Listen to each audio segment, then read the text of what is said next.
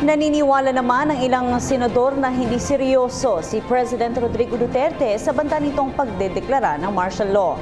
Ayon kay Senador Sani Angara, hindi dapat seryosohin ang pahayag na ito ng Pangulo dahil anya naniniwala siyang alam ni Pangulong Duterte ang epekto ng martial law sa bansa, lalo na pagdating sa ekonomiya at sa mga investors.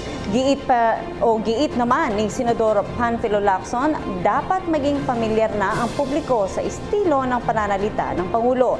Ito'y upang malaman kung ano sa mga pahayag nito ang dapat na ituring na seryoso at pagbibiro lamang. Matatanda ang nagbantang Pangulo na magdedeklara ito ng martial law kung patuloy na makikialam ang hudikatura sa pinaigting na kampanya ng pamahalaan laban sa illegal na droga.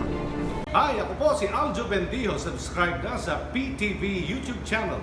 I-click lang ang subscribe button.